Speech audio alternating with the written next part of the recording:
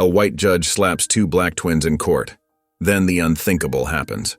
Her gavel slips, striking one of the boys, and within seconds the entire courtroom gasps. The moment is caught on camera, and it spreads like wildfire. Overnight, her reputation crumbles. But just when she thinks she's lost everything, her world goes up in flames, literally. A raging fire traps her family inside their home, and the only ones who can save them? The very boys she condemned. Can she ever make this right? Or is justice finally coming for her? Before we get into the story, comment below where in the world you are watching from today. Judge Susan Whitmore's heels clicked sharply against the marble floor of the courthouse, echoing through the austere hallway like a metronome keeping perfect time. Her black robe billowed behind her as she strode purposefully toward her chambers, her steel-gray hair pulled back in its usual severe bun. She had just handed down a 10-year sentence to a first-time offender, and the defendant's tears meant nothing to her. The law was the law. Your Honor, her clerk Margaret Ellis hurried to catch up, clutching a stack of files to her chest. That was quite a harsh sentence for Mr. Thompson, don't you think? Susan's lips tightened into a thin line. The guidelines were clear, Margaret. He knew the consequences when he committed the crime. Inside her chambers, Susan settled behind her imposing mahogany desk, its surface pristine except for a single framed photo of her daughter Rebecca at her law school graduation. She barely glanced at it anymore. Margaret hesitated by the door, shifting her weight from one foot to the other. About tomorrow's juvenile case, Your Honor, the Hayes twins. What about them? Susan didn't look up as she began reviewing documents for her next case. They're only 15, Your Honor, first offense. Their public defender is requesting leniency due to their circumstances. Susan cut her off with a wave of her hand. Another case of juvenile delinquency, nothing more. They should have thought about their circumstances before breaking the law. Her phone buzzed for the third time that morning. Rebecca's name flashed on the screen again. Susan pressed the decline button without hesitation. Your daughter seems persistent today, Margaret observed quietly. She knows I'm in court all day, Susan replied curtly. Whatever it is can wait. The afternoon sun cast long shadows through the tall windows of her chambers as Susan worked through her cases. The local news played quietly on the small TV in the corner, background noise until a particular story caught her attention. Community leaders are calling for an investigation into alleged racial bias in sentencing at the county courthouse, the reporter announced. Statistics show a disturbing pattern of harsher sentences for minorities, particularly in cases involving young offenders. Susan's hand tightened around her pen. Turn that off, she ordered Margaret, who quickly complied. Your Honor, Margaret began carefully. Speaking of the Hayes case tomorrow. The law doesn't see color, Margaret, Susan interrupted, her voice sharp. It sees actions and consequences. That's all I see in my courtroom. Her phone buzzed again. This time it was a text from Rebecca. Mom, we need to talk. It's important. Please. Susan set the phone face down on her desk. She had more important things to focus on than whatever drama her daughter wanted to discuss. The law waited for no one, and she had built her reputation on being thorough, efficient, and unwavering. As the day drew to a close, Susan gathered her things, preparing to head home to her empty house. The courthouse had nearly emptied, but voices from a nearby television in the security office caught her attention. The case of the Hayes twins has drawn significant community attention, a reporter was saying. Supporters claim the charges against the 15-year-old brothers are excessive and reflect ongoing systemic. Susan walked faster, her heels clicking louder against the floor. She didn't need to hear more. Tomorrow would be just another day in her courtroom, just another case to be decided based on facts and statutes, not emotions or excuses. Outside, the evening air was heavy with approaching rain. As she reached her car, she noticed a small group of protesters gathering near the courthouse steps, their signs speaking of justice and equality. Susan pressed her car remote harder than necessary, slipped inside her luxury sedan, and drove away without a second glance. Joshua and Johnny Anderson stood outside Camden Lux, their reflections ghosting across the spotless glass storefront. The 15-year-old twins had saved for months, pooling their allowance and odd job earnings to buy something special for Lorraine, the foster mother who had given them a real home for the first time in their lives. "You sure about this place?" Johnny asked, tugging nervously at the collar of his best button-down shirt. His dark eyes darted between the elegant displays and the well-dressed shoppers inside. Joshua smoothed down his own carefully pressed shirt. "Lorraine deserves something nice. Remember how she stayed up all night when you had that fever last month?" Johnny's expression softened. "Yeah, she didn't even complain about missing work the next day." Taking a deep breath, Joshua pushed open the heavy glass door. The brothers stepped into the cool, perfumed air of Camden Luxe. Crystal chandeliers sparkled overhead, and plush carpeting muffled their careful footsteps. They'd researched online, knowing exactly what they wanted: a delicate silver picture frame they'd seen on the store's website. As they made their way toward the home goods section, Evan Calloway, the store manager, noticed them immediately. His eyes narrowed as he watched the twins from behind a counter of expensive watches. To him, they were just two more troublemakers, despite their neat appearance and quiet demeanor. "Can I help you?" Calloway's voice was sharp, making both boys jump. "We're looking for a silver frame," Joshua explained politely. "The Waterford crystal one from your website?" Calloway's lip curled slightly.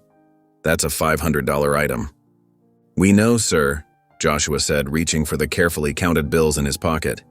"We've been saving—" "Right," Calloway cut him off, already reaching for his phone. "Why don't you boys show me what's in your pockets?" Johnny's face flushed with anger. "We haven't taken anything, we just got here." "Sir, please," Joshua tried again, his heart pounding. "We can show you the money. We just want to buy a gift for our foster mom." But Calloway was already speaking into his phone, his eyes never leaving the twins. Within minutes, two burly security officers appeared. "These two were acting suspiciously," Calloway reported. "I saw them handling merchandise and whispering to each other." "That's not true." Johnny's voice cracked with frustration. "We barely touched anything." The security officers moved closer, their hands resting on their belts. Other customers began to stare, some pulling their children away, others clutching their bags tighter. "Empty your pockets," one officer demanded. Joshua's hands shook as he pulled out their savings, $520 in carefully smoothed bills, along with a printout of the frame from the store's website. "Probably stolen," Calloway muttered loud enough for everyone to hear. "It's our money," Johnny protested, tears of rage burning in his eyes. "We worked for it. We have proof." But their explanations didn't matter. The police were already on their way, called by Calloway, before the boys could even defend themselves. As they were led out in handcuffs, Joshua caught sight of their reflection in the same glass doors they'd entered through so hopefully. Their pressed shirts were wrinkled now, their faces streaked with tears of humiliation and fear. At the police station, they sat in separate holding cells, their young faces pale under the harsh fluorescent lights. Joshua could hear his twin sniffling in the next cell. "Johnny?" he called softly. "You okay?" "Lorraine's gonna be so disappointed," Johnny's voice cracked. "We just wanted to do something nice, and now—" He couldn't finish. Joshua pressed his forehead against the cold cell wall. All their savings had been logged into evidence, along with their phones and the printout of the frame. The money they'd worked so hard to save, the surprise they'd planned so carefully, all of it destroyed because someone had taken one look at them and decided they didn't belong. In the silence of their cells, both boys thought of Lorraine, imagining her face when she got the call. They'd tried so hard to make her proud, to prove they were worth the chance she'd given them. Now they sat in juvenile detention, waiting for a system they'd learned early in life rarely worked in their favor. Judge Susan Whitmore swept into the courtroom with an air of practiced authority, her black robes billowing behind her. She barely glanced at the two teenage boys standing before her, their wrists bound in handcuffs that seemed too large for their young frames. Case number 2347, Joshua and Johnny Anderson, charged with attempted theft and disorderly conduct, the court clerk announced. Susan shuffled through the papers before her, her expression bored. Just another case of juvenile delinquency, she thought, exactly as she'd predicted. "Your Honor," Joshua began, his voice steady despite his trembling hands. "We didn't steal anything. We were there to buy a gift." "Young man," Susan cut him off sharply, "you'll speak when addressed." Johnny shifted beside his brother, his jaw clenched tight. The fluorescent lights cast harsh shadows across their faces, making them look even younger than their 15 years. "The evidence shows the defendants were found with a suspicious amount of cash," the prosecutor stated. "The store manager reported suspicious behavior." "It was our money," Johnny burst out, unable to contain himself. "We worked all summer for it." "Order!" Susan's voice cracked through the air. "One more outburst and you'll be held in contempt." From the gallery, Lorraine Anderson rose to her feet, her worn hands clutching a folder. "Your Honor, please. I have their pay stubs, their bank statements. They've been saving for months." "Ms. Anderson, sit down," Susan commanded, not even looking at the foster mother. "This court will maintain order." Joshua's voice shook as he tried again. "Your Honor, we printed out the picture frame from the website. We had exactly enough money. We just wanted to buy a gift for the only person who ever believed in us," Johnny finished, tears streaming down his face. Susan's patience snapped. "I will not have my courtroom turned into a theatrical performance. The evidence is clear." "The evidence is wrong," Johnny shouted, his voice breaking. "Nobody even looked at our proof. Nobody ever looks at us except to think we're doing something wrong." The courtroom erupted in murmurs. Several phones appeared, recording the scene. Joshua reached for his brother's arm, trying to calm him, but Johnny was beyond consolation. "We're not criminals," Johnny continued, his words echoing off the wooden walls. "We're just kids who wanted to buy their mom a present." Susan's face flushed with anger. She grabbed her gavel, raising it high. "I will have order in this court." But as she brought the gavel down, it slipped from her grip. The heavy wooden hammer spun through the air, striking Johnny directly in the temple. He crumpled to the floor with a cry of pain. "Johnny!" Joshua screamed, dropping to his knees beside his brother. Blood trickled from where the gavel had struck. The courtroom exploded into chaos. Phones recorded from every angle as Lorraine rushed forward, pushing past the bailiff to reach her boys. Susan sat frozen behind her bench, her face drained of color, watching as the scene she'd tried so hard to control spiraled into mayhem. "Someone call an ambulance," Lorraine cried, cradling Johnny's head in her lap while Joshua gripped his brother's hand. Reporters in the gallery were already typing frantically on their phones. Camera flashes lit up the room like lightning.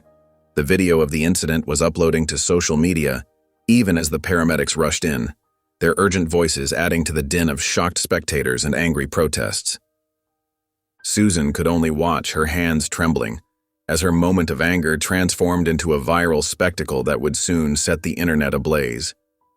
The gavel lay on the floor, a small spot of blood staining its polished wood, while dozens of phones captured every second of the unfolding chaos. The courthouse steps buzzed with angry voices as protesters waved handmade signs reading "Justice for the Twins" and "Stop Judicial Racism." News vans lined the street, their satellite dishes reaching toward the gray sky like metal fingers. Inside her chambers, Susan Whitmore sat rigid in her leather chair, watching the scene unfold on her computer screen. Her hands trembled as she clicked through social media posts. The video of the incident had millions of views already, and hashtag Justice for the Twins was trending nationwide. "Judge Whitmore?" her assistant called through the intercom. "Chief Justice Lancaster needs to see you immediately." Susan's stomach clenched as she made her way to the Chief Justice's office. The whispers and sideways glances from her colleagues felt like tiny daggers. People who had praised her decisions just yesterday now turned away as she passed. Howard Lancaster's office was quiet except for the muted sounds of protests filtering through the thick windows. He stood with his back to her, watching the crowd below. "Sit down, Susan," he said without turning around. She lowered herself into a chair, her judicial robes suddenly feeling heavy and suffocating. "I've known you for 20 years, Lancaster began, finally facing her. His expression was grave. "You've always been tough, but fair. At least that's what I thought." "Howard, He held up his hand. "The video speaks for itself. But it's not just about today. People are digging up your past cases, the patterns they're finding, the racial disparities in your sentencing." He shook his head. "It's impossible to ignore." Susan felt the blood drain from her face. My rulings were always based on the law.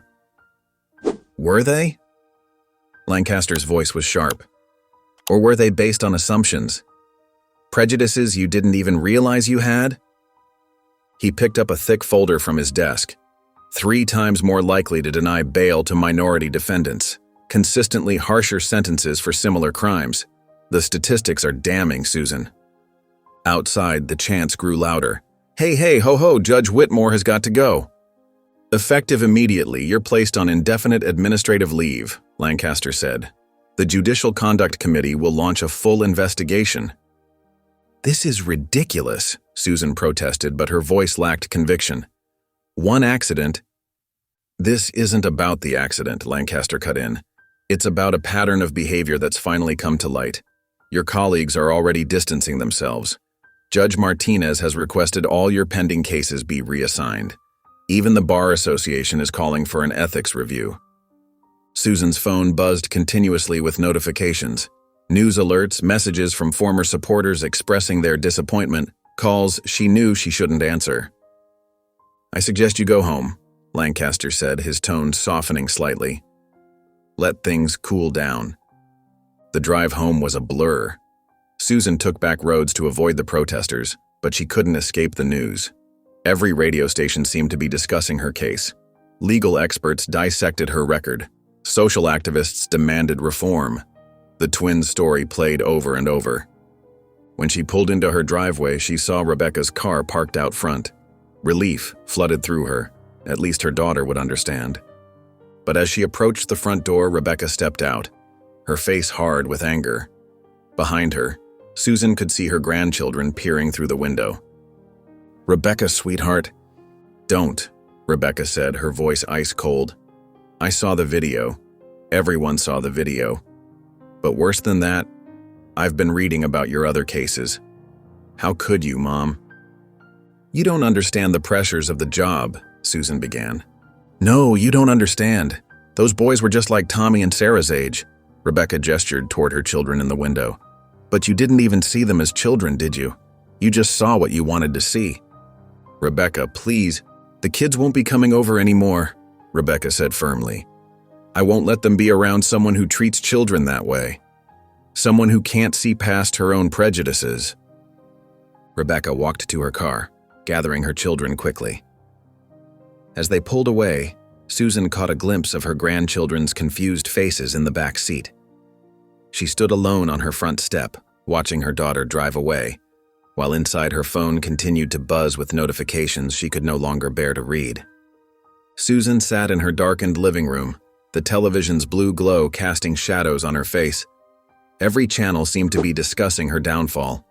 Images of her face, stern and unforgiving, flashed across the screen alongside footage of the courthouse incident. Judge Susan Whitmore's history of controversial rulings has come under scrutiny, a news anchor announced. Legal experts are calling for a review of all her past decisions, particularly those involving minority defendants. She changed the channel, but there was no escape. Sources close to the investigation suggest a pattern of racial bias in Judge Whitmore's sentencing, another reporter declared. Civil rights organizations are demanding immediate action. Her phone rang. It was Margaret Ellis, her clerk of 15 years. Susan answered, desperate for a friendly voice. Margaret, thank goodness, I need you to help me prepare a statement. I'm calling to resign, Your Honor, Margaret interrupted, her voice tight with emotion. Susan's hand trembled. What, Margaret, you can't… I've watched you hand down harsh sentences to countless young people of color, Margaret continued. I told myself you were just being tough on crime. I convinced myself the law was colorblind. It is colorblind, Susan protested weakly. No, Your Honor, you were colorblind to your own prejudices. I stood by you for years, but I can't anymore. Those boys could have been my grandsons. The line went dead before Susan could respond. She stared at her phone, feeling another piece of her world crumble away. The next morning, Susan drove to the courthouse, hoping to retrieve some personal items from her office. The security guard, who had greeted her warmly for decades, now barely looked at her as she passed through the metal detector. The walk to her chambers felt endless. Courthouse staff who usually scrambled to attention when she passed now turned away or ducked into doorways. The clicking of her heels echoed in the suddenly empty hallways. When she reached her office, she stopped short. The nameplate that had proudly displayed Judge Susan Whitmore for 20 years was gone, leaving only faint marks on the dark wood door. Someone had already cleared her name from the court schedule board nearby. Inside, her office felt foreign. The shelves that had held her law books were half empty. Files were missing from her desk.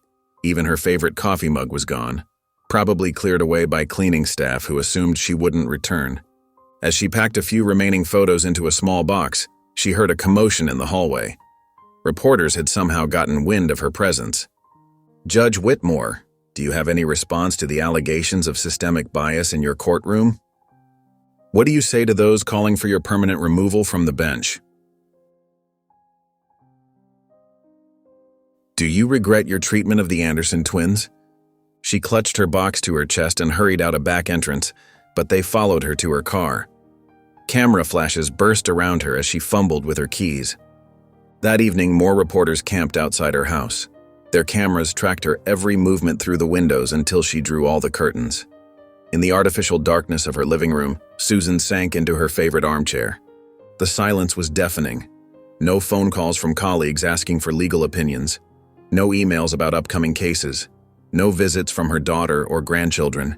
Just the occasional flash of cameras outside and the murmur of reporters waiting for a statement she couldn't bring herself to give. For the first time, Susan allowed herself to really look at her actions.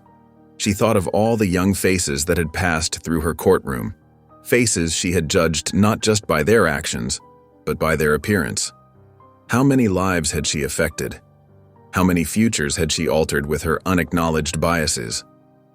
The weight of 20 years of decisions pressed down on her shoulders. In the growing darkness of her empty house, Judge Susan Whitmore finally faced the truth about herself, and it was devastating. The late-night streets were empty as Susan drove home, her mind heavy with her lawyer's warnings about potential legal consequences. Streetlights cast long shadows across her face, highlighting the new worry lines that had appeared over the past week. As she turned onto her street, an orange glow in the distance caught her attention. Her heart began to race as she realized flames were reaching into the night sky. Drawing closer, her worst fears were confirmed. It was her house and smoke was billowing from the upper windows. Susan slammed on the brakes, nearly falling as she scrambled out of her car. A crowd of neighbors had already gathered, and among them she spotted Rebecca, her daughter, screaming hysterically. "Mom!" Rebecca cried out when she saw Susan. "The kids! They're still inside." Her daughter's face was streaked with tears and soot. "The fire spread so fast, I couldn't get back up there." Susan's world tilted on its axis. Her grandchildren, 8-year-old Emma and 6-year-old Tyler, were trapped in that inferno. The flames had already engulfed most of the second floor, where their bedrooms were located. "The firefighters are on their way," someone in the crowd shouted. But Susan could tell by the intensity of the fire that minutes could mean the difference between life and death. Suddenly, a beaten-up pickup truck screeched to a halt nearby. Two familiar figures jumped out, Joshua and Johnny Anderson. Susan's breath caught in her throat as she recognized the twins she had wronged so terribly just days before. Without hesitation, the brothers ran toward the burning house. "Wait!" Susan called out, but they were already disappearing through the front door. The next few minutes were the longest of Susan's life. The crackling of flames mixed with the distant wail of fire engines. Rebecca clutched her mother's arm so tightly it hurt, but Susan barely noticed. Both women stood frozen, staring at the doorway where the Anderson twins had vanished. The smoke grew thicker, and parts of the roof began to cave in. Neighbors called out in alarm. Susan's legs gave way, and she sank to her knees on the sidewalk, prayer after desperate prayer falling from her lips. Then, through the smoke, shapes emerged. Joshua appeared first, carrying Emma wrapped in his jacket. Behind him, Johnny staggered out with Tyler in his arms. Both brothers were coughing violently, their faces blackened with soot. "Emma! Tyler!" Rebecca rushed forward as the brothers gently set the children down on the grass. The kids were conscious but dazed, coughing but alive. Susan couldn't move. She watched as paramedics who had just arrived rushed to check on all four of them. The firefighters finally reached the scene, their sirens piercing the night as they began battling the blaze. Joshua and Johnny sat on the curb, accepting oxygen masks from the EMTs. Despite everything that had happened in the courtroom, despite her harsh judgment and the injury she had caused, these young men had risked their lives to save her grandchildren. The brothers looked up as Susan approached them. She opened her mouth to speak, but no words came. How could she possibly express what she was feeling? What could she say to the two young men she had wronged so grievously, who had just proved themselves more noble than she had ever been? She stood there, the proud judge now humbled, watching as the Anderson twins caught their breath, their actions having spoken louder than any words she could offer. The orange glow of the fire illuminated their faces, reflecting off the tears that had begun to fall from Susan's eyes. The firefighters worked methodically to extinguish the remaining flames, while paramedics checked the children one final time. Emma and Tyler were declared miraculously unharmed, thanks to the quick action of the Anderson twins. The fire chief approached Rebecca and Susan, his face grave but relieved. "Those boys saved your children's lives," he said, shaking his head in amazement. "Another 2 minutes and—" He didn't finish the sentence. He didn't have to. Camera flashes began popping through the smoke-filled air as news vans pulled up to the scene. Reporters rushed forward, microphones extended, their questions overlapping in an eager chorus. "Joshua, Johnny, can you tell us what made you run into the burning building? How did you know the children were inside?" The Anderson twins stood quietly at the edge of the lawn, still breathing heavily from their ordeal. Their clothes were singed, and soot streaked their faces, but their eyes remained clear and focused. Susan took a hesitant step toward them, her normally commanding presence diminished by the weight of the moment. Her hands trembled as she reached out. I don't know how to thank you," she began, her voice barely above a whisper. "What you did tonight." But before she could finish, Joshua and Johnny turned away from her. Without a word or backward glance, they walked through the crowd of reporters, ignoring the shouted questions and clicking cameras. Their silence spoke volumes, and Susan felt each step they took like a physical blow. Rebecca watched her mother's attempted thanks and the twins' rejection. She handed Emma and Tyler to a paramedic for one final check, then turned to face Susan. Her eyes, so like her mother's, were hard with anger and understanding. "You judge people like them every day," Rebecca said, her voice carrying clearly through the chaos of the emergency vehicles and media circus. "But tonight, they're the only reason your grandkids are alive." She paused, letting the words sink in. "How many other Joshua and Johnny Andersons have you condemned without a second thought?" Susan stood rooted to the spot as reporters swiveled their cameras toward her, capturing every moment of her public reckoning. The same media that had documented her fall from grace now recorded her ultimate humiliation, not by the twins' rejection, but by their undeniable nobility. Through the night, news alerts pinged on phones across the city. The story spread like wildfire, much like the flames that had nearly claimed 2 young lives. Headlines that had once condemned the Anderson twins as delinquents now proclaimed them heroes. Social media exploded with side-by-side images, the twins being led away in handcuffs from Camden Lux, and the same young men emerging from a burning building with children in their arms. But for every post celebrating the twins' bravery, there were 2 condemning Susan Whitmore. She had become a symbol of everything wrong with the justice system, a judge who had wrongly condemned 2 young heroes. The very people who had once criticized her handling of the twins' case now held it up as proof of her poor judgment, using their salvation of her grandchildren as evidence of her flawed character. Standing in the chaos of emergency lights and camera flashes, Susan watched as her daughter comforted her grandchildren, as reporters filed their stories, as neighbors whispered and pointed. She stood alone, surrounded by people watching as her world shifted once again. But this time the shift felt different, not like a punishment, but like a revelation. The twins' actions had done more than save 2 lives. They had shattered every preconception she had built her career upon. The night air grew colder as the last of the flames were extinguished, but Susan barely noticed. She was lost in thought, remembering every case where she might have made the same mistake. Every time she might have seen delinquency instead of potential. threat instead of humanity. The weight of those decisions pressed down on her shoulders as she watched the Anderson twins' truck disappear into the night, leaving her to face the consequences of her judgments in their wake. The morning sun filtered through Susan's hotel room curtains, but she had barely slept. The TV droned in the background, its constant coverage a reminder of the previous night's events. Every channel showed the same footage: Joshua and Johnny Anderson emerging from her burning house, her grandchildren safe in their arms. In a stunning turn of events, one reporter announced, the Anderson twins, previously accused of theft by Judge Susan Whitmore, became heroes last night when they rescued the judge's own grandchildren from a house fire. Susan's phone buzzed continuously with messages she couldn't bring herself to read. She sat on the edge of the bed, still wearing yesterday's smoke-scented clothes, when the coverage shifted to a press conference outside the courthouse. Lorraine Anderson stood at the podium, her presence commanding despite her small frame. Her voice was steady as she addressed the crowd of reporters. "My boys have always been heroes to me," she said, dabbing at her eyes with a tissue.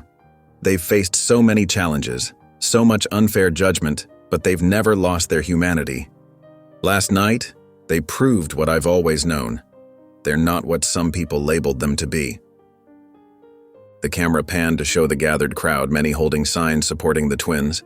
Susan's stomach clenched as she saw one that read, "Justice system failed them. They still saved lives." Lorraine continued, her words measured but pointed.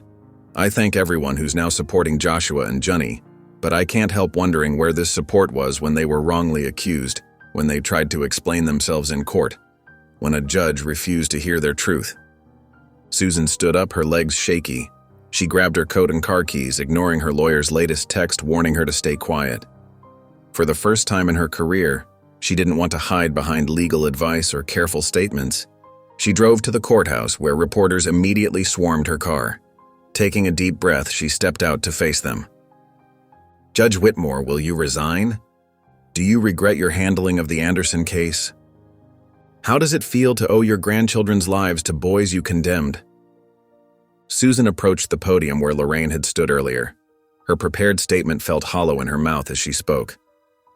"I want to express my deepest gratitude to Joshua and Johnny Anderson," she began, but the words sounded rehearsed, empty.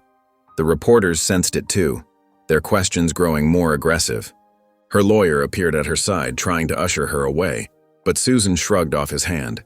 For once, she didn't want to retreat behind professional distance. "I was wrong," she said suddenly, abandoning her prepared speech. The crowd fell silent. "Not just about the Anderson twins, but about so many things. About how I've administered justice. About how I've judged people based on..." Her lawyer finally succeeded in pulling her away from the microphones, hissing about liability and public statements. But Susan barely heard him. She knew where she needed to go. The drive to the hospital was a blur.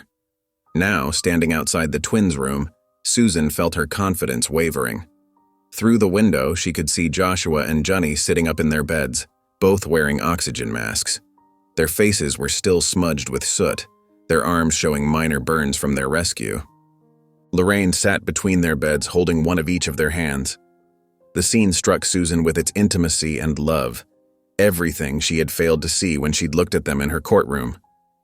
Her hand hovered over the door handle as doubts flooded her mind.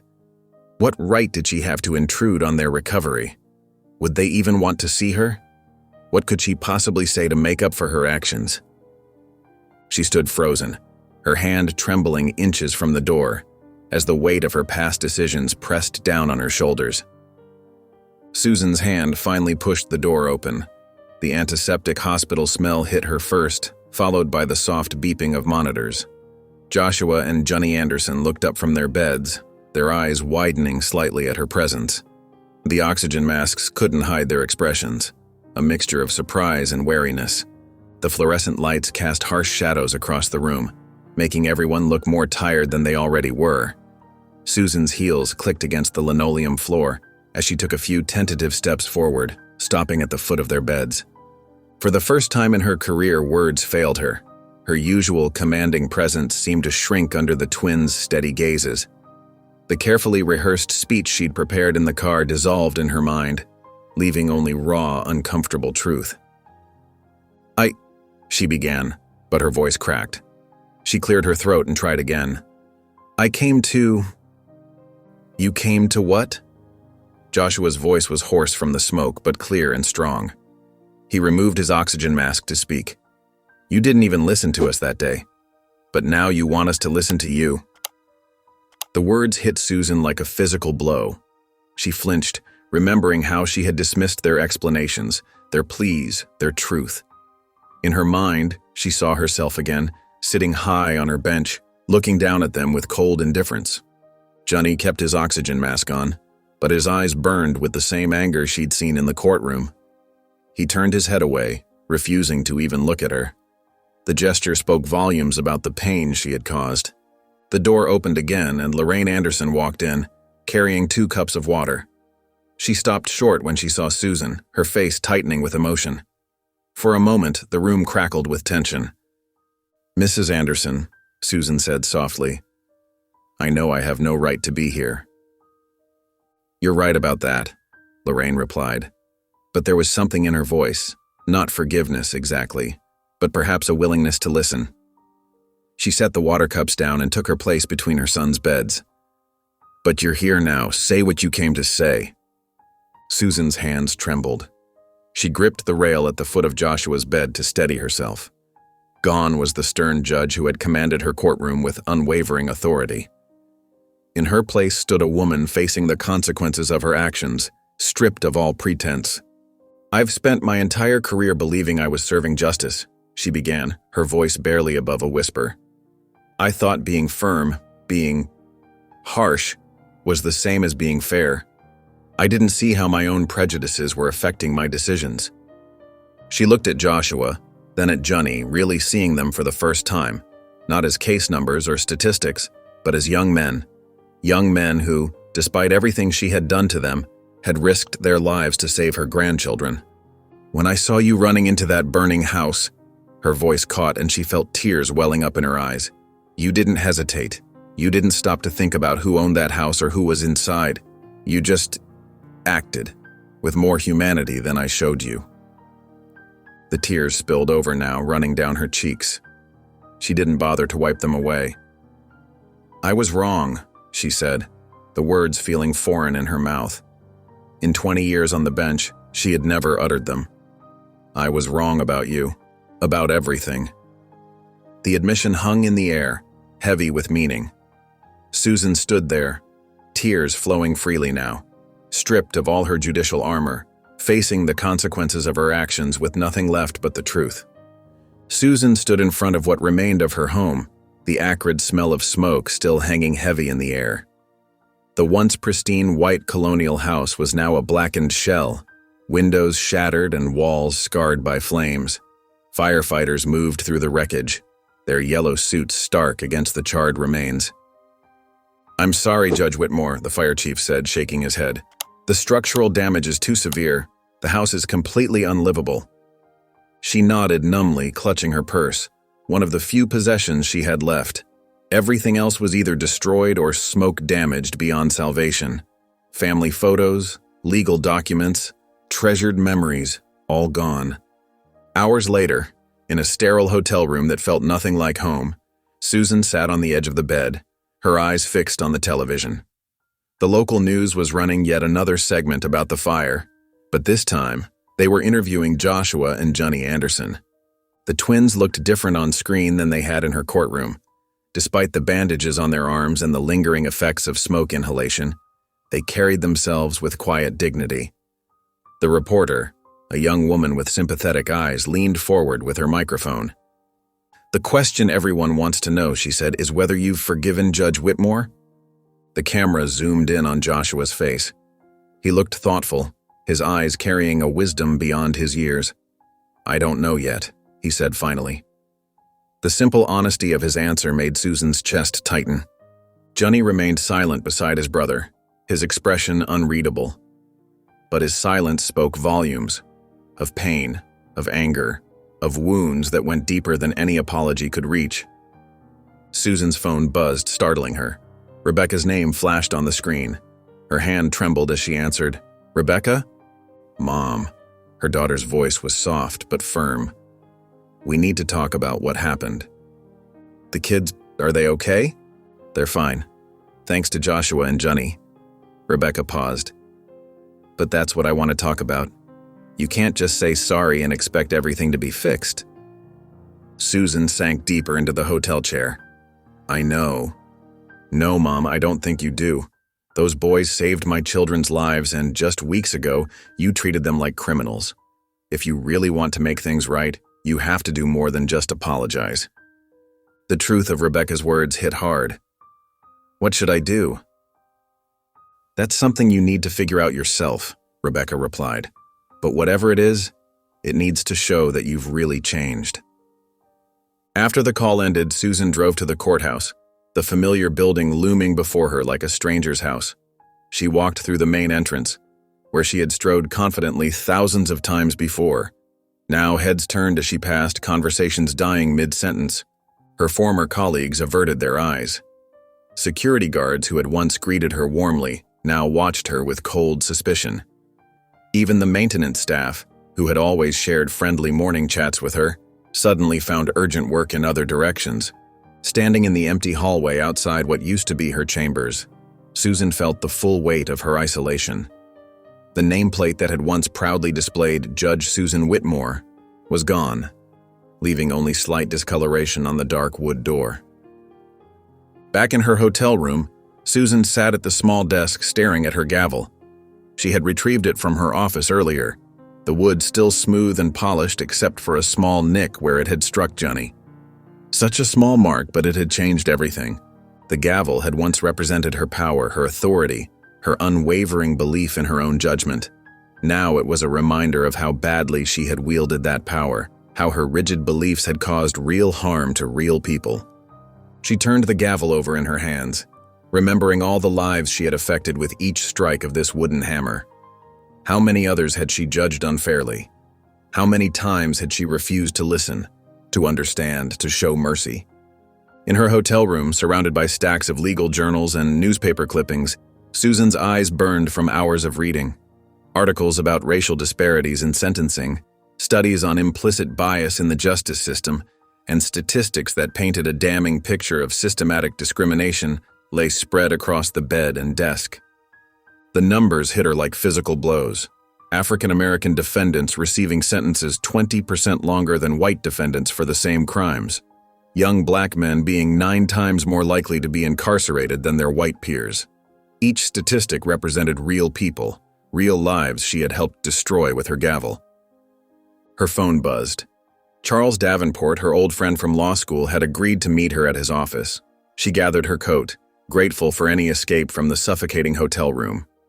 Charles's office was nothing like the polished chambers she'd occupied. The walls were lined with filing cabinets, and case files covered every surface. Protest posters and newspaper headlines about overturned convictions decorated the walls, a far cry from her tasteful legal diplomas and awards. "You look terrible, Susan," Charles said bluntly as she entered. His salt and pepper hair and kind eyes were the same, but there was a hardness in his expression she'd never seen before. "I've been doing research," she replied, sinking into a worn leather chair. "About bias in the system, about wrongful convictions." Charles leaned back in his chair, studying her. "Finally opening your eyes, huh? Only took your whole career falling apart." His words stung, but Susan didn't argue. "I need your help, Charles. I need to understand what I've done wrong." "You were part of the problem, Susan," he said, his voice heavy with disappointment. "We all tried to tell you. Defense attorneys, social workers, families. We begged you to look deeper, to consider circumstances, to show mercy. But you wouldn't listen." Susan's throat tightened. "I thought I was being fair. I thought I was following the law." "Let me show you something." Charles pulled a thick file from his cabinet. "Remember Darnell Hayes?" The name struck her like a physical blow. "Of course. Armed robbery, 2015. I gave him 15 years. "He was innocent," Charles said quietly, opening the file. "DNA evidence proved it 2 years ago. He lost 8 years of his life before we could get him out." Susan's hand shook as she took the file. Photos of Darnell Hayes stared back at her. His booking photo, then a picture of him being released, his hair grayed, face lined with years of wrongful imprisonment. But his confession, she stammered, was coerced. The security footage was inconclusive. The witness testimony was shaky at best. Charles's voice grew harder. We presented all of this at trial, Susan, but you dismissed every argument. You said we were making excuses for criminal behavior. Susan remembered that day clearly now, how she'd lectured Darnell about personal responsibility, how she'd ignored his tearful protests of innocence. She'd been so certain, so righteous in her judgment. Back in her hotel room that evening, Susan requested her old case files. They arrived in boxes, hundreds of lives reduced to paper and ink. She began reading through them with new eyes, seeing what she'd refused to see before. A young mother sentenced harshly for a first-time offense, her children sent into foster care. A teenager given maximum sentences for minor drug possession. Case after case where she'd ignored context, dismissed mitigating circumstances, refused to consider alternatives to incarceration. The weight of her mistakes pressed down on her chest until she could hardly breathe. Each file represented a life altered or destroyed by her decisions. How many Darnell Hayes were in these boxes? How many Joshua and Johnny Andersons had she refused to hear? She worked through the night, making notes, marking cases that needed review. The guilt grew heavier with each file, but she forced herself to continue. She owed them that much at least, to finally see the truth she'd ignored for so long. Susan stood outside the community center, her hands fidgeting with her car keys. Gone were her tailored suits and commanding presence. Today, she wore simple slacks and a sweater, trying to blend in rather than stand out. The building before her was modest, red brick with peeling paint around the windows, but somehow it felt more intimidating than any courtroom she'd ever entered. Lorraine Anderson waited by the entrance, her expression guarded. She wore a bright yellow dress that seemed to reflect her inner strength, a stark contrast to Susan's muted attire. I wasn't sure you'd actually come, Lorraine said, her voice carrying a mix of surprise and lingering distrust. I need to make this right, Susan replied softly. I don't know how, but I need to try. Lorraine studied her for a long moment. You want to make things right? Stop thinking like a judge. Start thinking like a human being. These aren't case numbers you're going to hear today. They're people. Real people whose lives were turned upside down by a system that failed them. Inside, the community center's main room was filled with folding chairs arranged in a circle. People of all ages filled the seats. Mothers with tired eyes, young men with wary expressions, elderly folks whose faces bore years of witnessed injustice. Susan felt their eyes on her as she entered, recognition flickering across their faces. That's her, she heard someone whisper. The judge who hurt those boys. Lorraine guided her to a seat, and Susan sat down, feeling smaller than she ever had in her life. The facilitator, a middle-aged woman named Ms. Thompson, started the meeting with a gentle reminder that this was a safe space for sharing. One by one, people began to speak. A young mother described being arrested in front of her children for a crime she didn't commit, losing her job and nearly losing her home before the charges were dropped.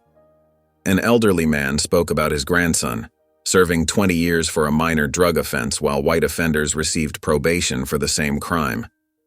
Each story hit Susan like a physical blow. These weren't the neat, orderly cases she was used to. These were messy, complicated human stories full of pain and loss and systemic failure. She recognized herself in many of their descriptions. The cold judge who wouldn't listen, the system that valued procedure over people. A teenage girl spoke about her brother who'd spent 2 years in juvenile detention for stealing food when their family couldn't afford groceries. Her voice shook as she described how the experience had changed him, how he'd lost his smile, his trust, his hope for the future. Susan's chest felt tight. How many times had she heard similar circumstances in her courtroom? How many times had she dismissed them as excuses, refusing to see the desperate human reality behind the legal facts? When it was her turn to speak, Susan opened her mouth, but no words came out. For the first time in her career, she had no confident pronouncements to make, No legal precedents to cite, no carefully constructed arguments to present. She was speechless in the face of raw human truth. She started, then stopped. The room waited. Lorraine watched her carefully. "I don't know what to say," Susan finally admitted, her voice barely above a whisper. "I thought I knew everything about justice. I thought I was serving it. But sitting here listening to all of you, I realize I knew nothing at all." The words hung in the air, inadequate and small compared to the powerful stories she'd heard. Susan fell silent and did something she'd never done before. She simply listened. She sat among people whose lives had been forever altered by decisions like the ones she'd made so casually from her bench. Their words washed over her, and for the first time, she truly heard them. As more people shared their stories, Susan remained quiet, taking in every word, every tear, every trembling voice. She was no longer Judge Whitmore, dispenser of justice. She was just Susan, a student with so much more to learn.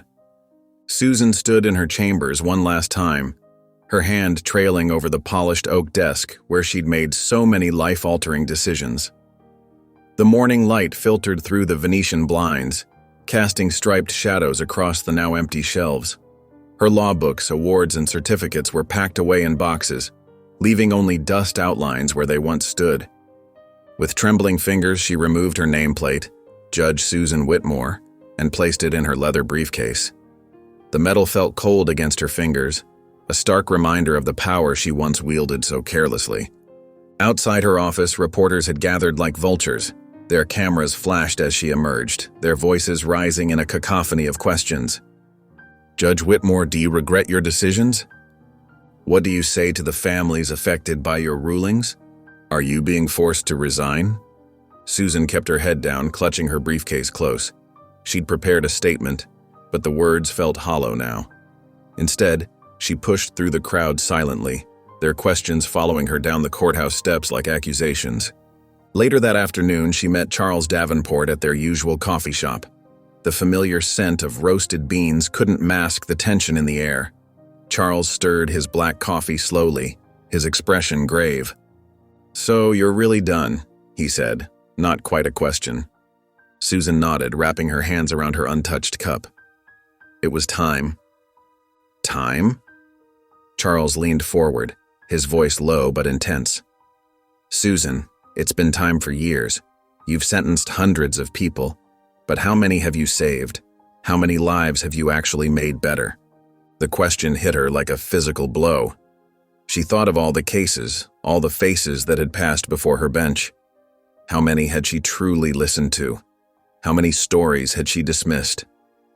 "I've been going through my old case files," she admitted quietly. "There's one, Charles, I can't stop thinking about it." She pulled out a worn manila folder labeled Hayes Darnell. Inside was the photo of a young black man with bright eyes and a gentle smile. 15 years for armed robbery. The evidence was circumstantial at best, but her voice cracked. "I didn't even question it." Charles took the file, scanning it quickly. His jaw tightened. "I remember this case. The witness identification was shaky, no weapon was ever found, and he had an alibi that was never properly investigated." "He's been in prison for 3 years now," Susan whispered. "His sister tried to tell me. She begged me to listen, but Monica Hayes." Charles nodded. "She still lives in the city, works at the community center on Marshall Street." Susan found Monica Hayes leaving work that evening. The younger woman's resemblance to her brother was striking, the same gentle eyes now hardened by pain. "Ms. Hayes," Susan called out, "please, I need to speak with you about your brother." Monica turned, recognition flashing across her face, followed by anger. "Judge Whitmore, come to finish destroying what's left of my family?" "I'm reviewing Darnell's case. I believe I made a terrible mistake." "A mistake?" Monica's laugh was bitter. "My brother is spending 15 years in prison for something he didn't do. Our mother died last year. He couldn't even attend her funeral. That's not a mistake, that's a tragedy. That's injustice wearing a black robe and calling itself the law. Please, if you'll just let me—" "Let you what?" Monica's voice rose. "Let you ease your conscience? Let you feel better about what you did? My brother trusted the system. He believed that if he just told the truth, justice would prevail. But you didn't want the truth, did you? You just wanted another conviction." Susan stood there, absorbing every word like the punishment she deserved. Monica turned away, tears glistening in her eyes. "Don't come near me or my family again," she said quietly. "You've done enough damage." Susan stood in the prison's stark visiting area, her heart pounding against her ribs. The fluorescent lights buzzed overhead, casting harsh shadows across the institutional green walls. She smoothed her blazer for the 10th time, a nervous habit she'd developed since losing her position on the bench. "Mr. Hayes still refuses to see you, ma'am," the guard informed her, his expression neutral but his tone carrying a hint of judgment. "Please," Susan said, her voice smaller than she'd intended. "Tell him I'll wait as long as it takes." Hours passed.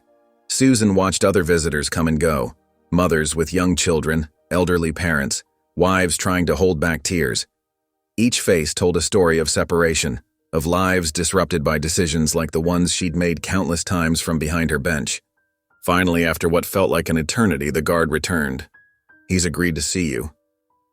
Darnell Hayes entered the visiting room in his prison uniform, his movements controlled and deliberate.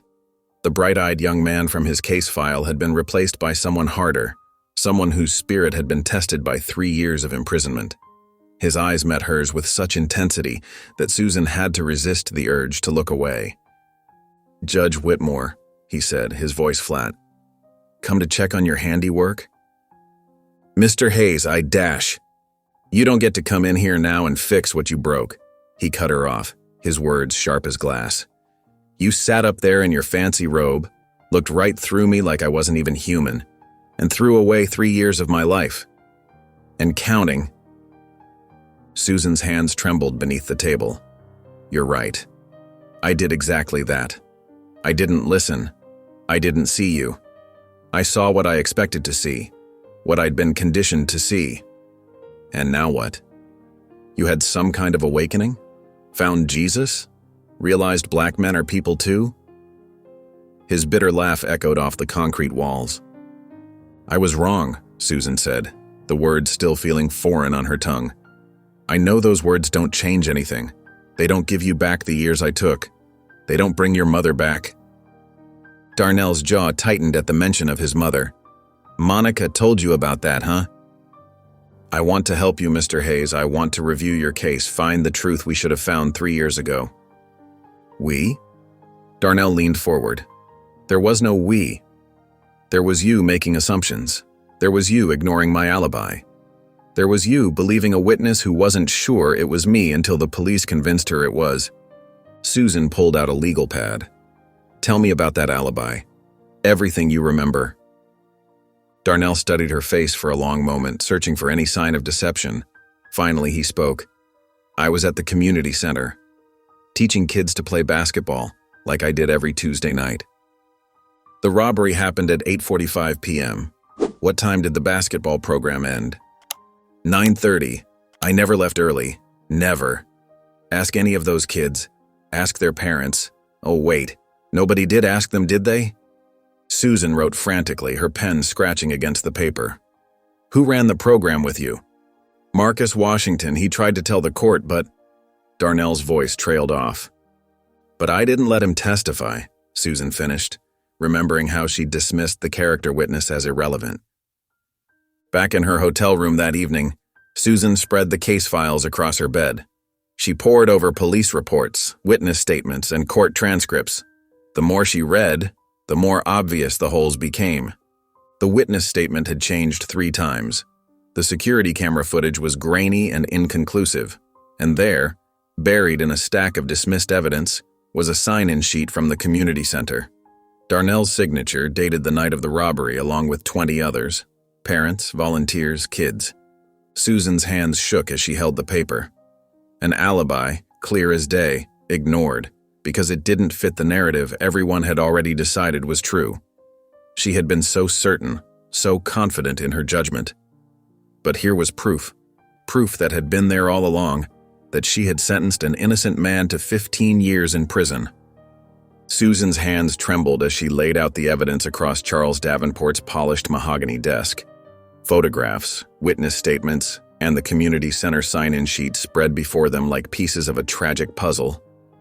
"Look at this, Charles," she said, pointing to the sign-in sheet. 20 signatures. 20 people who could have testified that Darnell was teaching basketball that night.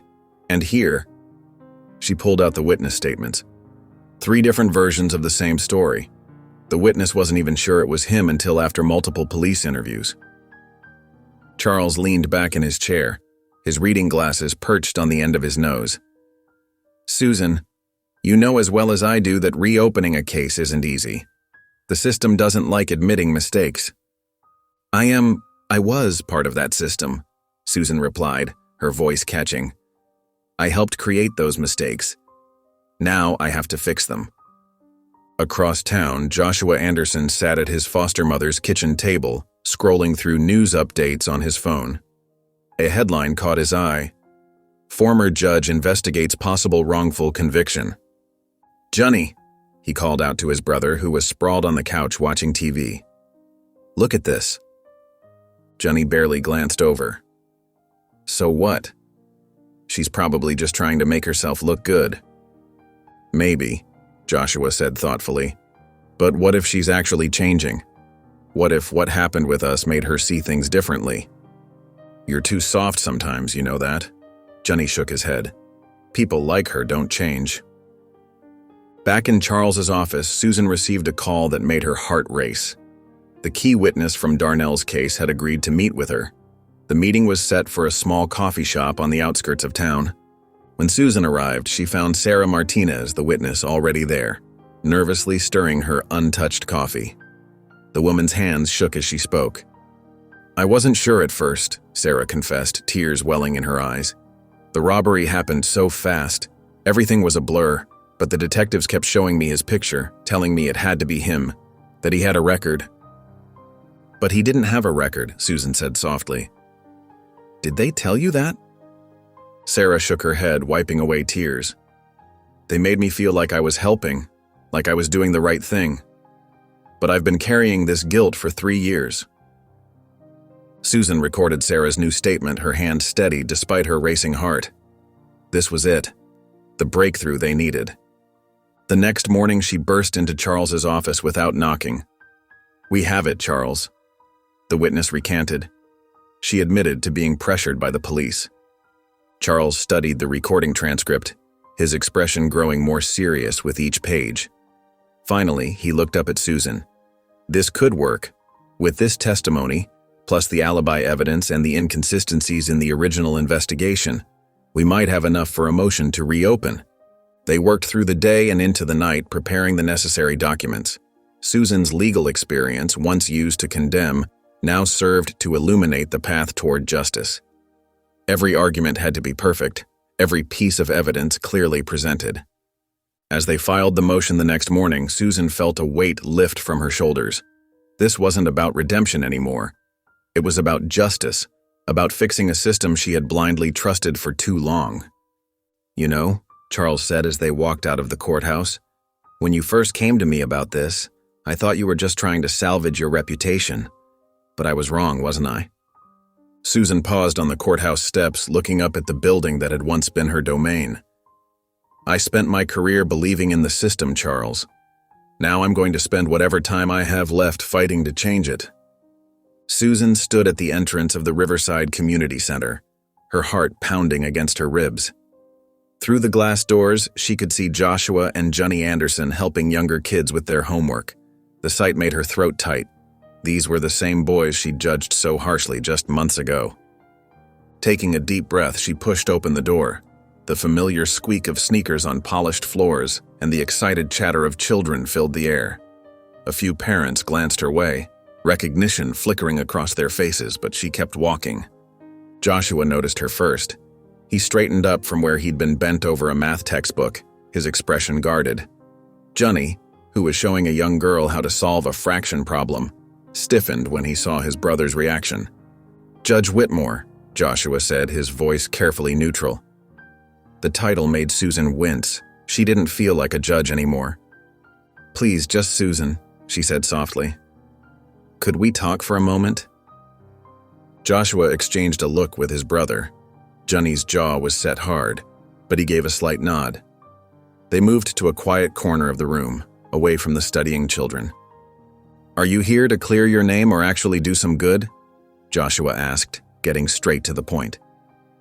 His words weren't angry, just direct, much like he'd been in her courtroom that day. Susan felt the weight of their stares. She'd rehearsed what to say, but now the carefully prepared words felt hollow. Instead, she spoke from her heart. "I've spent the past few months looking back at my rulings," she began, her voice trembling slightly. "Not just your case, but hundreds of others, and I've had to face some hard truths about myself." Johnny crossed his arms, his expression unchanged. Joshua, however, leaned forward slightly. "I saw what I wanted to see," Susan continued. "Young black men in my courtroom? I assumed guilt before hearing evidence. Poor families asking for leniency. I called them excuses. I didn't just make bad decisions, I had biases I refused to acknowledge. You don't get points for trying now," Johnny said, his voice tight with emotion.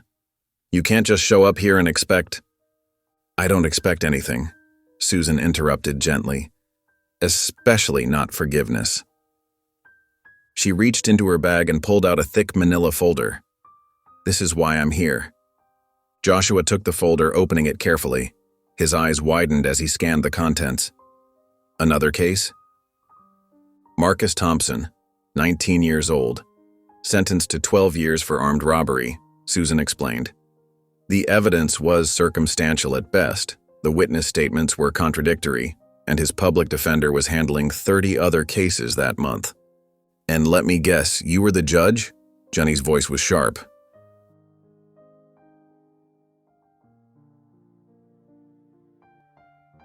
"Yes," Susan admitted. "I sentenced him last year. I didn't question the prosecution's case. I didn't consider the holes in their story. I just saw what I expected to see." Joshua was still reading through the documents, his expression thoughtful. "Why are you showing us this?" Susan took another deep breath. "I'm not asking you to forgive me, but I am asking you to believe that people can change." She gestured to the folder. "I'm working with a defense attorney to review cases like this one, cases where I got it wrong, where my biases affected someone's life." The brothers looked at each other, having one of those silent conversations that only twins could have. The tension in the air was thick enough to cut with a knife. "People don't change overnight," Johnny said, but his voice had lost some of its edge. "No, they don't," Susan agreed. "But they can change. I have to believe that, not just about myself, but about everyone I ever sentenced." She left the folder with them, knowing she'd said all she could. As she turned to leave, she caught a glimpse of Joshua already diving deeper into Marcus's case, while Johnny watched his brother with a mixture of concern and curiosity. The morning headlines splashed across Susan's kitchen table like accusatory fingers. "Former judge fights to overturn her own ruling," and "Whitmore's redemption or reputation management." She sat there, coffee growing cold, as her phone buzzed with yet another media request. The community center was packed for the evening's social justice forum. Susan stood at the back, trying to blend into the crowd, but heads turned and whispers followed her like shadows. The weight of countless eyes made her shoulders tense. Lorraine Anderson's voice cut through the murmur of the crowd. "So, Judge Whitmore," she said, approaching with measured steps. "I see you've been busy making headlines again." Susan turned to face her, noting the skepticism in Lorraine's eyes. The room seemed to grow quieter, other attendees pretending not to listen while straining to hear every word. "Mrs. Anderson, Susan began, but Lorraine held up a hand. "I need to know something," Lorraine said, her voice firm but not unkind. "Are you doing this for your ego? To rebuild your reputation? Because if that's what this is about, you're causing more harm than good." The question hit Susan like a physical blow. She looked around the room, seeing faces that reminded her of all those she'd sentenced over the years. Faces she'd once looked down upon from her bench with such certainty. "When I first started looking into Darnell's case," Susan said carefully, "maybe part of me was trying to prove something. But then I met him. Saw what my decision did to his life, his family. She paused, swallowing hard. I can't undo what I did to him, or to your boys, or to countless others. But I can dedicate whatever time I have left to making things right. Pretty words, Lorraine replied, crossing her arms. But words don't free innocent people. No, they don't, Susan agreed. That's why I'm working with Charles Davenport. We're building a solid case for Darnell's appeal. I'm using my own money, my own time. I'm not doing interviews or press conferences. This isn't about me anymore. Lorraine studied her face intently, looking for any sign of deception. The moment stretched between them, heavy with unspoken history. You know, Lorraine finally said, my boys told me about the case file you showed them. Joshua's been researching it in his spare time. Susan's eyes widened in surprise. He says you found some compelling evidence, Lorraine continued. That's not the action of someone just looking for headlines.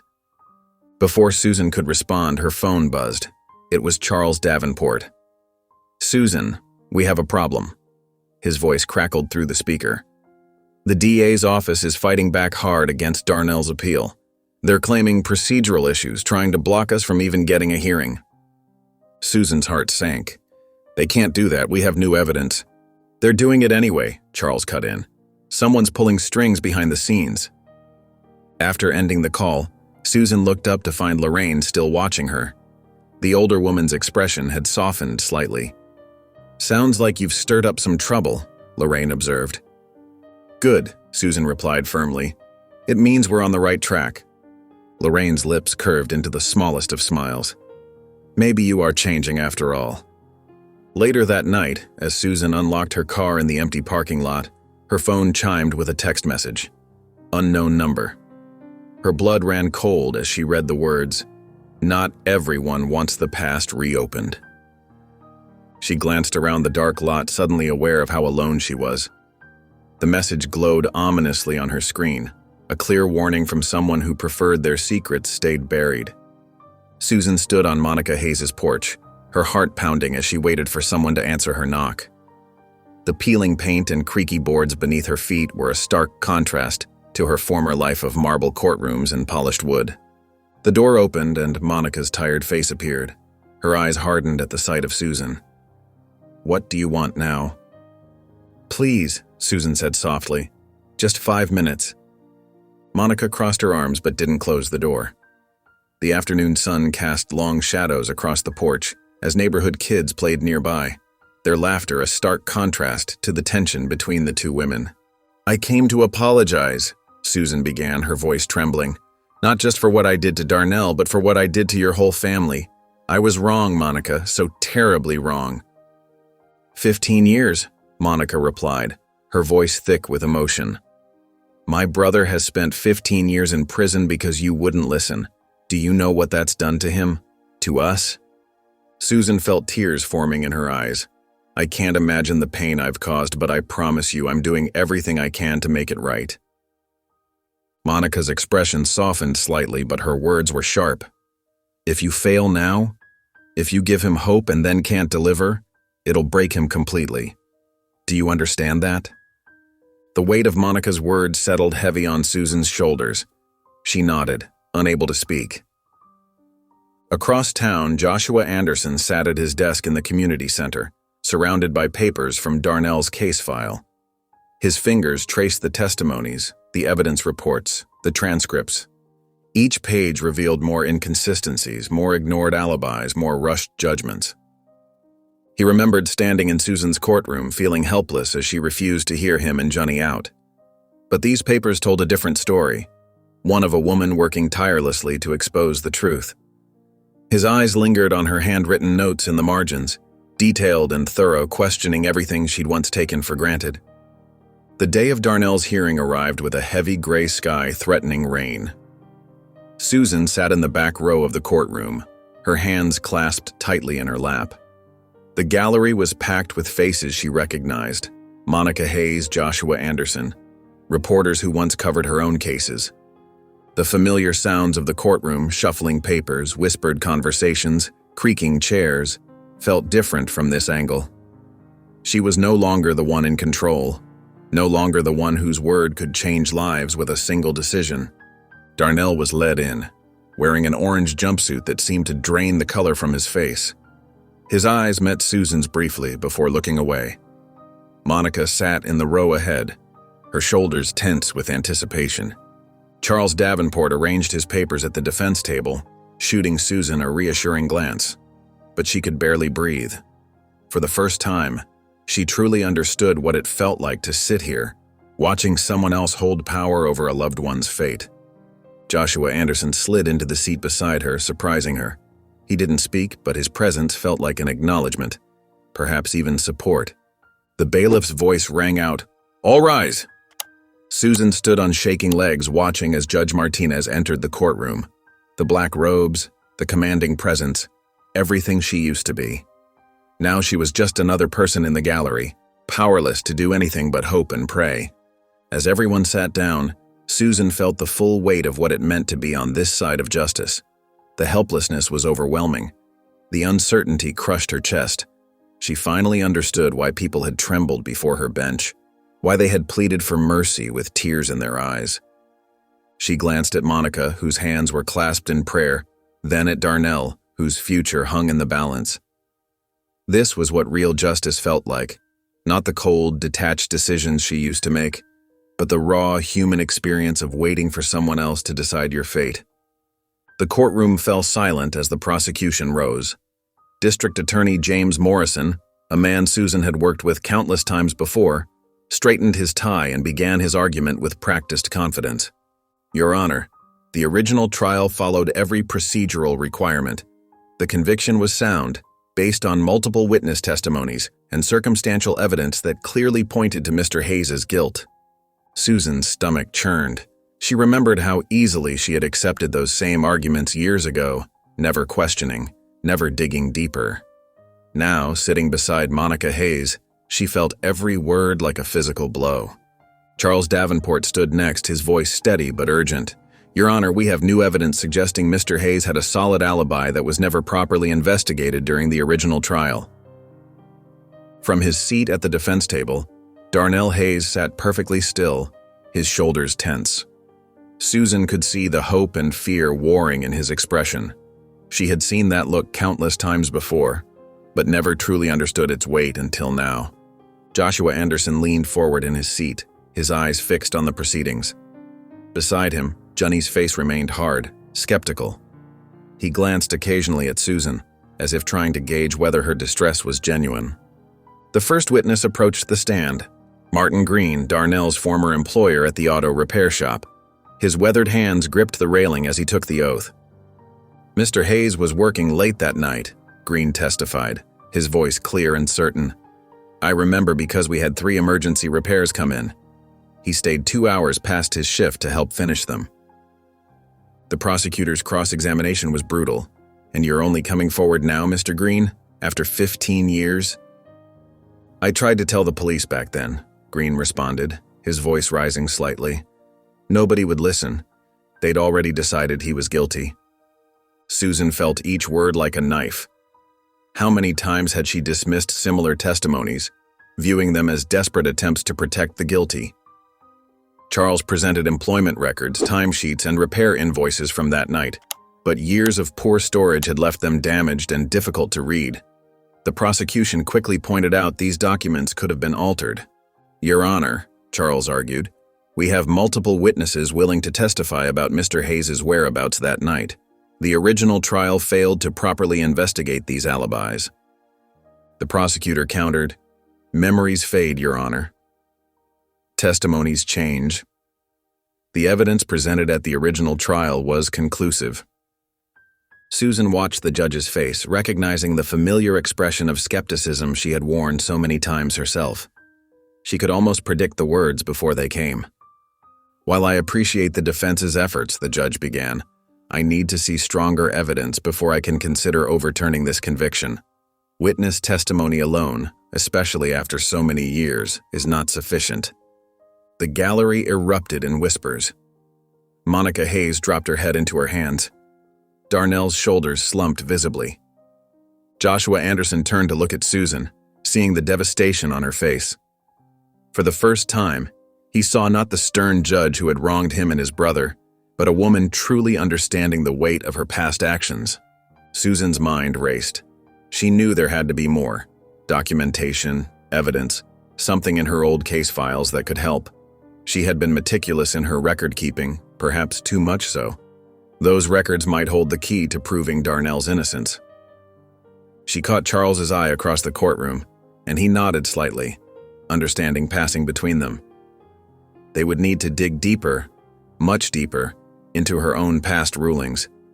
The answer had to be there, buried in 15 years of paperwork and prejudice. The judge's gavel fell, scheduling another hearing for the following month. As the courtroom began to empty, Susan remained seated, the magnitude of what she needed to do settling over her like a heavy cloak. Susan's fingers trembled as she opened another dusty box of case files in her basement. Stacks of manila folders surrounded her, each one representing a life she had judged. The dim light from her desk lamp cast long shadows across the concrete floor as she searched through 15 years of rulings. "There has to be something here," she muttered, pulling out Darnell's case file for the 100th time. This time she noticed something different. A small notation in the corner of a witness statement caught her eye, a reference to another case number. Following the thread, she discovered 3 other witnesses who had testified in multiple cases, always for prosecutor Frank Melvin, always identifying young black men as perpetrators. Her heart began to race. She dug deeper, finding more connections. Alibi witnesses who were never called to testify. Evidence logs with mysterious gaps. Police reports that contradicted witness statements but were buried in supplemental files. The next morning, Susan marched into the district attorney's office, her arms full of files. Frank Melvin sat behind his massive desk, his silver hair perfectly combed, his expression smug. "Susan Whitmore," he said, not bothering to stand. "To what do I owe this pleasure?" She dropped the files on his desk. "Want to explain why the same witnesses appear in multiple cases, Frank? Or why Darnell Hayes's alibi witnesses were never interviewed?" Frank's smile didn't waver. "Come now, Susan, you signed off on all those convictions. You of all people should know the system doesn't like second chances." "This isn't about second chances," Susan's voice shook with anger. "This is about justice we failed to deliver." Meanwhile, across town, Joshua Anderson sat in the public library, surrounded by court records. He'd been hesitant when Susan first approached him about helping, but curiosity had gotten the better of him. Page after page revealed a disturbing pattern. Black defendants consistently received harsher sentences than white defendants for similar crimes. Susan's rulings had followed this pattern perfectly, until now. Joshua rubbed his tired eyes. He still wasn't sure if he could trust Susan's change of heart, but the evidence was clear. The system was broken, and she had been part of breaking it.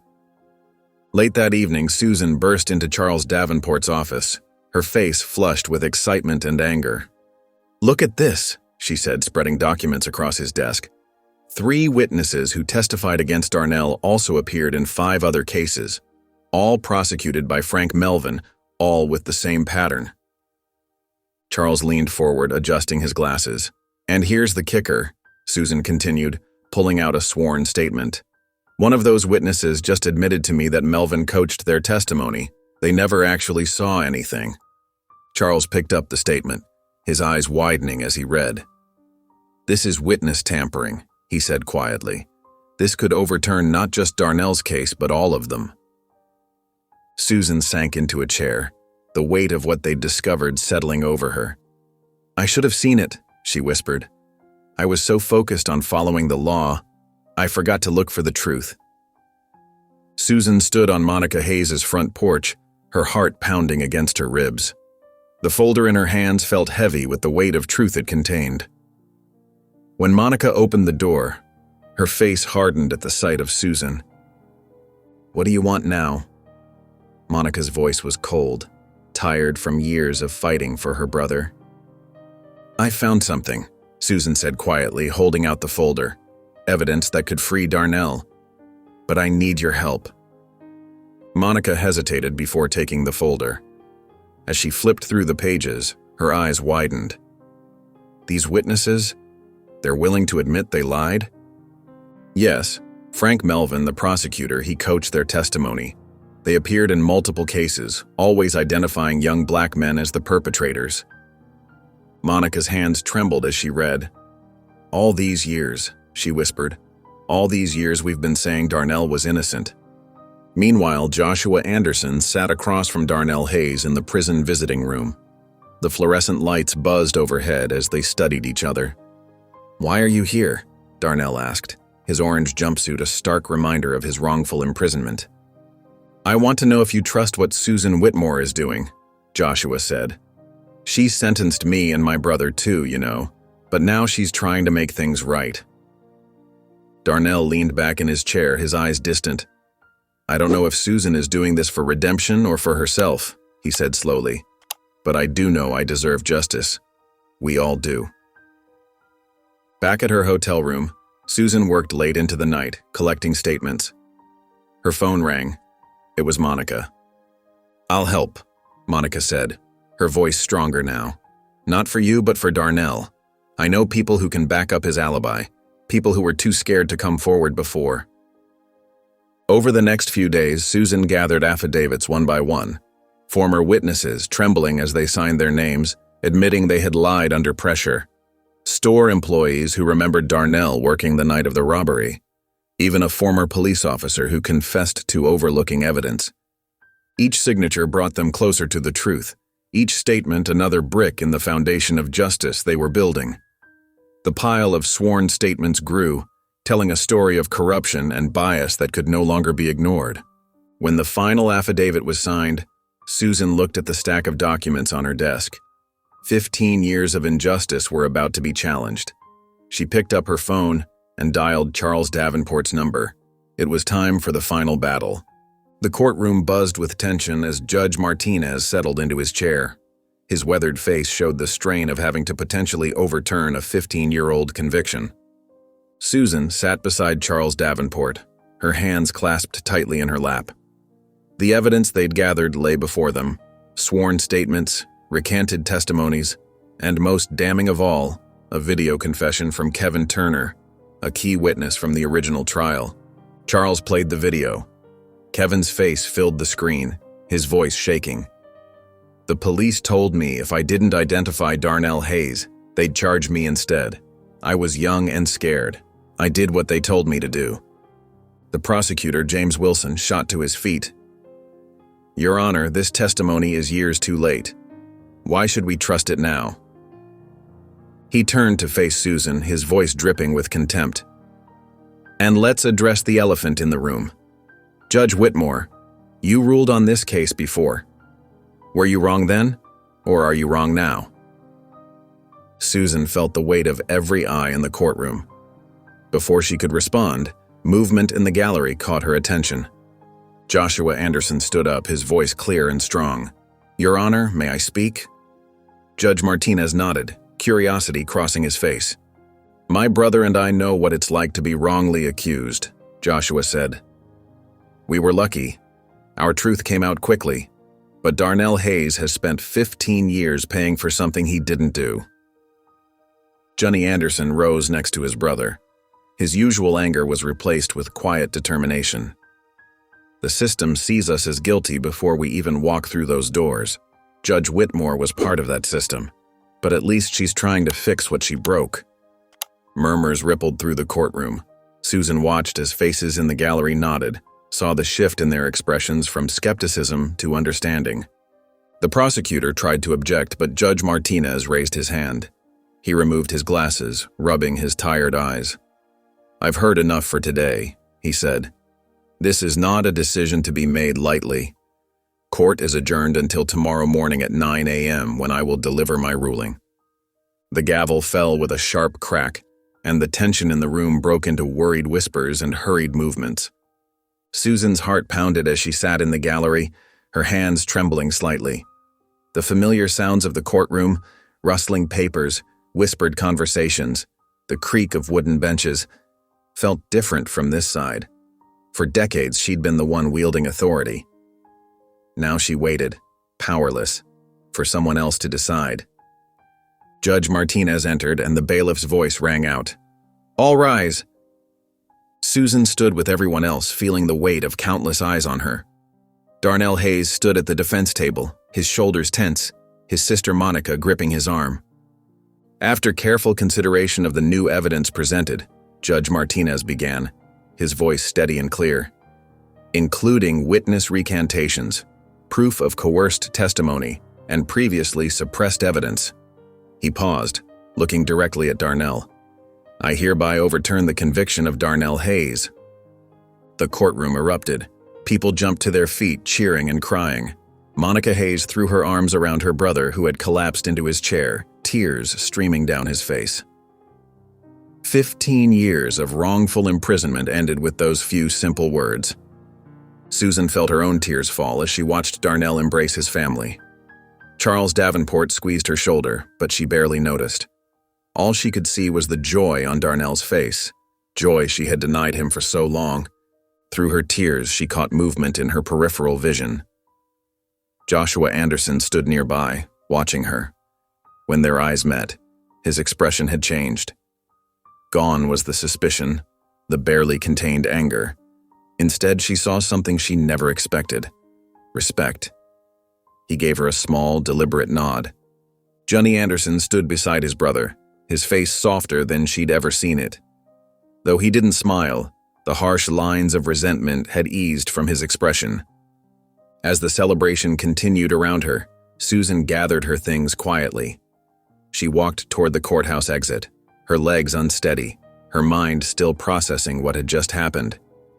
When she pushed open the heavy doors, she found Lorraine Anderson standing at the top of the steps. The two women looked at each other for a long moment. Then Lorraine nodded, a simple gesture, but one that carried the weight of understanding. In that small movement, Susan saw acknowledgement of her change, of her effort to make things right. Susan found Darnell Hayes in the courthouse lobby, surrounded by his family. When he saw her, he stepped away from the group to meet her.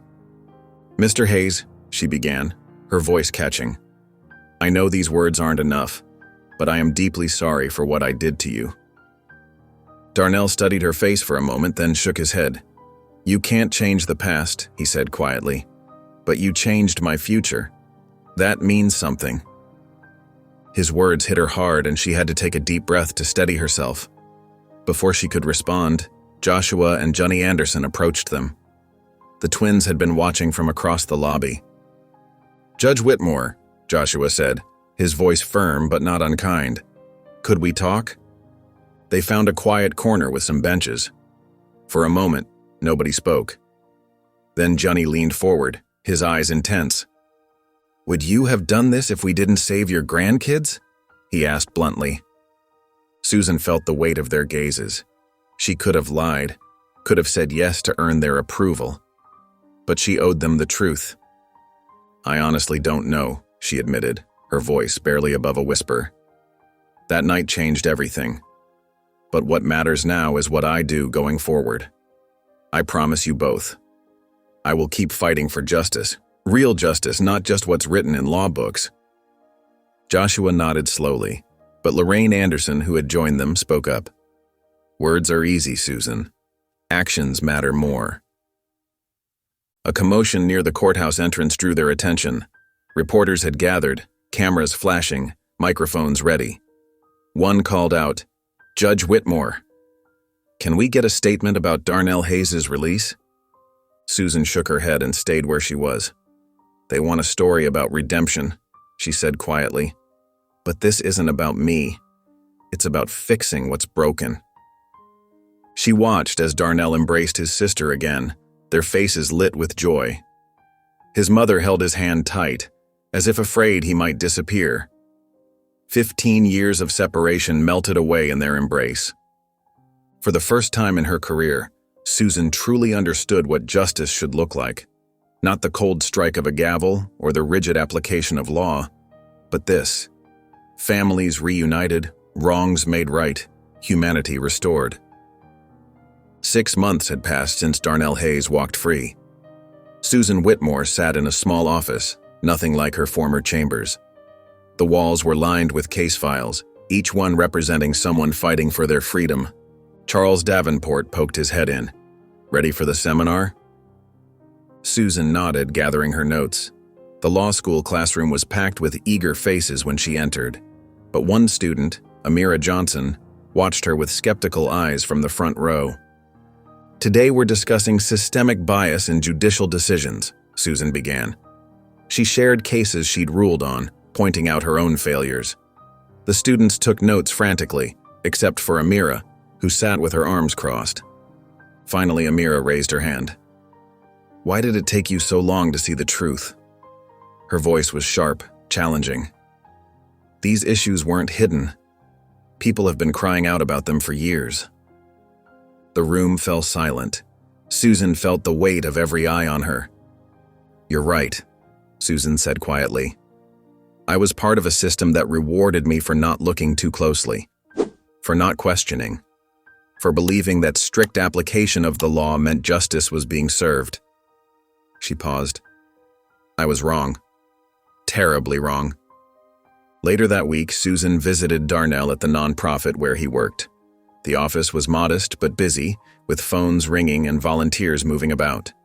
Darnell sat at a desk covered with papers, cases of other wrongfully convicted individuals seeking help. How's freedom treating you? Susan asked. Darnell looked up, offering a small smile. Every morning I still wake up surprised I'm not in a cell. He gestured to the files. But this work, it gives purpose to what happened to me. Susan picked up one of the cases. How many? Hundreds, Darnell said. Just in this state alone. People who've been where I was, fighting to prove their innocence. Susan walked to the wall where photos hung, faces of men and women still waiting for justice. Some had been in prison for decades. Their eyes seemed to follow her, asking the same question. When will someone listen to us? She turned back to Darnell. I can't undo what I did to you, she said, but I can help make sure it doesn't happen to others. Darnell nodded. That's all any of us can do now, move forward and fight for change. Back in her office with Charles, Susan looked at their own wall of cases. Each file represented a life put on hold, a family torn apart, justice denied. The work ahead was overwhelming, but for the first time in her life, she knew exactly where she belonged. Joshua Anderson stood at the podium, his voice steady and clear as he addressed the packed auditorium at Lincoln High School. Hundreds of young faces looked up at him, hanging on every word. One mistake, one wrong assumption, and your whole life can change, he said. My brother and I were just trying to buy a gift for our foster mom. Instead, we ended up in handcuffs. Johnny stood slightly behind his brother, arms crossed. His eyes scanned the crowd, remembering how it felt to be judged, before even opening his mouth. But this isn't just our story, Joshua continued. It's happening every day to kids just like you. The system sees some of us as guilty before we even walk through the door. Their speaking engagements had started small, community centers, church basements, local youth groups. But word spread quickly. People wanted to hear from the twins who had not only survived injustice, but had saved children from a burning house. After one particularly moving talk at the community youth center, Johnny pulled his brother aside. Susan Whitmore asked if she could come to our next event. Joshua told him quietly. Johnny's jaw tightened. Why? So she can feel better about herself? It's not about her, Joshua replied, placing a hand on his brother's shoulder. It's about making sure no one else goes through what we did. Even people like her need to hear these stories. That evening, Susan received an unexpected visit from her daughter, Rebecca. They sat in Susan's modest apartment, the silence between them heavy with unspoken words. I watched your interview about the Hayes case, Rebecca finally said, cradling a cup of tea. About how you're working to change things. Susan waited, afraid to hope. I was so ashamed before, Rebecca continued, her voice thick with emotion. When you sentenced those boys, I couldn't believe my mother could be so cold. She paused, wiping away a tear. But now I'm proud of you, Mom. You're actually trying to make things right. Susan's hands trembled as she reached for her daughter's. I'm sorry it took me so long to see what was right in front of me. Later that week, Joshua and Johnny prepared for their biggest event yet, a talk at the State Bar Association. Young lawyers, law students, and community activists filled the room. Joshua spotted Susan hovering uncertainly near the back entrance. He made his way through the crowd. "You came," he said. Susan nodded, clutching her purse tightly. "I wasn't sure if I should." "Take a seat," Joshua said, gesturing to an empty chair. "Sometimes the hardest stories to hear are the ones we need to listen to most." Johnny watched this exchange from across the room, his expression unreadable. But when he took the stage with his brother, his voice carried a power that filled the room. "Change doesn't come from hiding from our mistakes," he said, his eyes finding Susan in the crowd. "It comes from facing them head-on and doing something about it." Susan slipped into the back of the community center, her heart pounding. The room buzzed with energy as dozens of young faces turned toward the stage. Many of them wore expressions she recognized from her years on the bench: wariness, defiance, and hurt. Joshua Anderson stepped up to the microphone, his presence commanding immediate attention. The overhead lights cast shadows across his face as he surveyed the crowd. His voice, when it came, was strong and clear. "We were judged before we were even heard," he said, his words cutting through the silence. "That has to change." Beside him, Johnny stood with his arms crossed, his eyes scanning the audience. When they landed on Susan, they held for a moment before moving on. Joshua continued sharing their story, not just about the false accusation, but about growing up in the system, about the constant suspicion they faced. The audience leaned forward, nodding in recognition. Some wiped away tears. "How many of you," Joshua asked, "have been assumed guilty just because of how you look?" Hands rose throughout the room. Susan's throat tightened as she counted those hands. Each one represented a story she might have dismissed from her bench, a life she might have changed with the bang of her gavel. When the talk ended, applause thundered through the room. Young people crowded around the twins, sharing their own stories, seeking advice and hope. Susan waited until the crowd thinned before approaching the stage. Her hands trembled slightly as she faced them both. "I don't expect forgiveness," she said, her voice quiet but steady, "but I'll spend the rest of my life making sure I deserve it." The brothers exchanged a look. Joshua's expression softened slightly, but Johnny's remained guarded. After what felt like an eternity, Johnny spoke. "You're getting there," he said simply. It wasn't forgiveness, not yet. But as the remaining audience members applauded and chatted around them, Susan watched these two young men who had changed not just her life, but the lives of so many others. They were making real change, one story at a time. Susan's hand shook as she picked up the manila envelope from her doorstep. No return address, just her name written in neat block letters. Inside, yellowed newspaper pages crinkled as she pulled them out under her kitchen light. The headline made her breath catch. "Twin boys found abandoned at Grace Episcopal Church." The date, 15 years ago. The photo showed two tiny bundles, dark-haired infants sleeping peacefully in hospital bassinets. Susan sank into her kitchen chair, memories flooding back. She had been a newer judge then, handling family court cases. This particular one had stayed with her. Twin boys, left with nothing but matching blue blankets and a note begging someone to give them a good home. She remembered Lorraine Anderson's application crossing her desk. A single woman, steady job as a nurse, glowing character references. Susan had questioned whether a single mother could handle twins, but Lorraine's determination had won her over. The paper trembled in Susan's grip as reality crashed over her. Joshua and Johnny, the same boys she had placed with Lorraine all those years ago. The same boys she had later wrongly accused, whose lives she had nearly destroyed with a single bang of her gavel. Tears blurred her vision as she read through the article again. How had she not recognized them? But then, she had seen thousands of faces from her bench over the years, and she had stopped seeing people as individuals with stories, seeing only cases to be processed. Susan glanced at her phone. It was late, nearly 10 p.m., but this couldn't wait. She grabbed her car keys, the newspaper clipping carefully folded in her purse. The drive to Lorraine's house felt both too long and too short. Streetlights blurred past as her mind raced, trying to find the right words. Finally, she pulled up in front of the modest two-story home. Warm light glowed from the windows, and she could see movement inside. Susan's finger hovered over the doorbell. What right did she have to bring this up now, when things were finally starting to improve? What if this revelation destroyed the fragile trust they were building? But they deserved to know, and Lorraine deserved to hear it from her first. Susan stepped onto the porch, her legs feeling like lead. Through the door's decorative glass, she could see Lorraine moving around in the living room.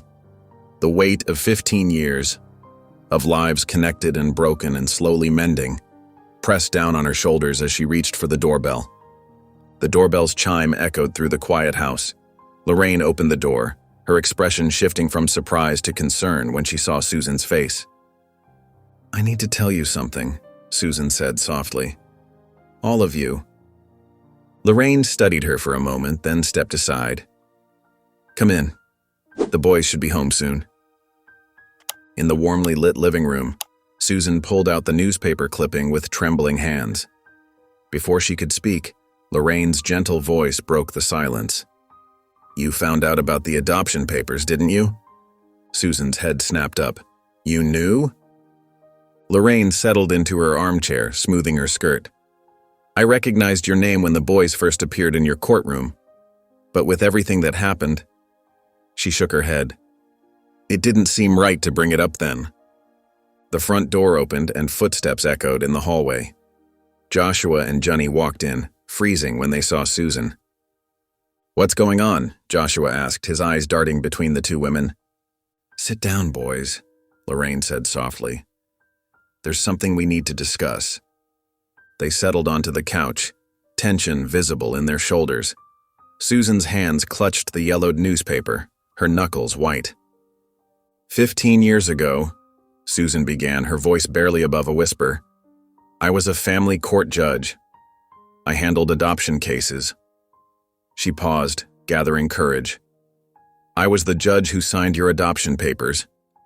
I helped place you with Lorraine."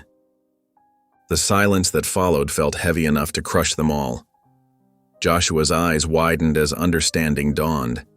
Johnny stared at the floor, his jaw clenched.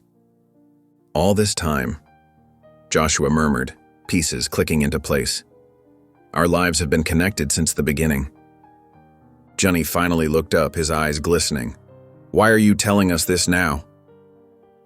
Susan met his gaze, her own eyes filled with tears. "Because I want you to know that I wasn't always blind to justice. I just didn't realize how much it mattered until too late." Joshua nodded slowly, processing the information. Beside him, Johnny remained quiet, but he didn't storm out as he might have done weeks ago. The room fell silent except for the gentle ticking of the wall clock. Lorraine reached over and squeezed Susan's hand, a gesture of understanding that bridged 15 years of choices, consequences, and second chances.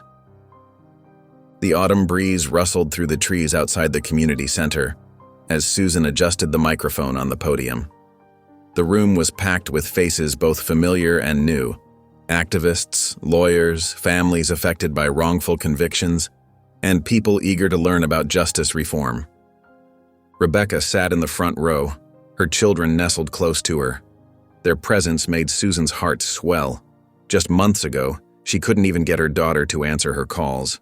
Now, here they were, supporting her new path. Lorraine Anderson beamed from her seat as Joshua and Johnny took the stage. The twins had grown more confident in their public speaking, their story touching hearts across the community. They no longer looked like the scared boys from that day in court. They stood tall, proud of the change they were helping create.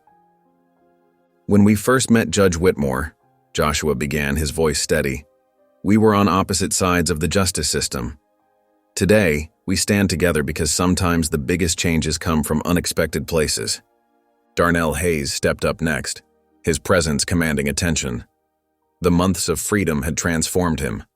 Gone was the defeated man from prison, replaced by someone who radiated hope. "Susan Whitmore once sentenced me to 15 years, Darnell said, glancing at her with a small smile. "But she also gave me my life back. She proved that it's never too late to fight for what's right." Susan approached the microphone, her hands steady now where they once would have trembled. "I spent decades believing justice meant following the letter of the law," she said. "I was wrong.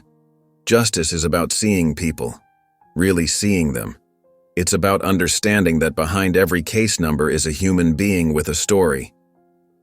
Rebecca wiped tears from her eyes as she watched her mother speak. Her children waved, and for the first time in months, Susan felt whole again. As the event drew to a close, people gathered in small groups, sharing stories and hope for the future. Joshua turned to Susan, something different in his eyes. Without a word, he extended his hand. The gesture seemed to freeze time. All those months of anger, healing, and gradual understanding crystallized in this moment. Susan took his hand, feeling the warmth of forgiveness in his grip. Then, to everyone's surprise, Johnny stepped forward. His hand joined theirs, completing a circle that had taken so long to close. It wasn't just a handshake, it was an acknowledgement of how far they'd all come, and a promise of the work still ahead. It was an acknowledgement of how far they'd all come, and a promise of the work still ahead. If you enjoyed the story of Judge Susan, Joshua, and Johnny, I handpicked this next story that you will enjoy. Please don't miss this one. Click here to watch it.